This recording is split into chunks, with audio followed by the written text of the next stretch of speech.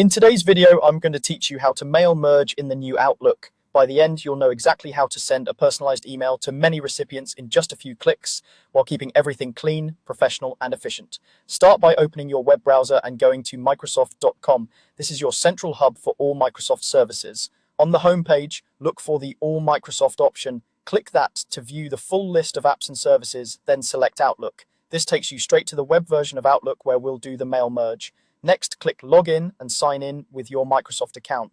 Make sure you're using a work or personal account that has access to Outlook. Keep your sign-in details secure and never share them in emails or videos.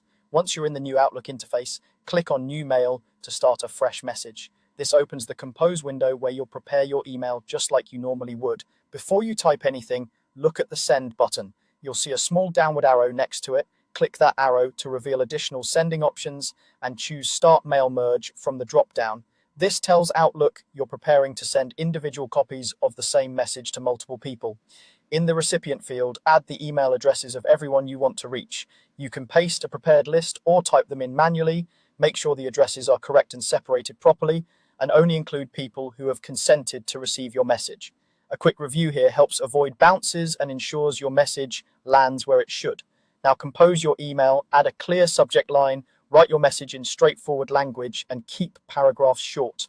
If you're referencing a file, attach it before sending so each recipient gets the same materials. Read through your email one more time for spelling, tone, and clarity. Mail Merge sends individual emails so each person will see the message as if it was sent directly to them. When everything looks good, click Send Mail Merge. Outlook will handle the distribution and deliver separate copies to each recipient. This approach helps reduce accidental reply all situations and can improve deliverability because each message is personalized at send time. If you're sending to a larger list, give it a moment to finish. Outlook will process them in the background. That's it. You've just completed a mail merge in the new Outlook. Thanks for watching. Don't forget to like and subscribe.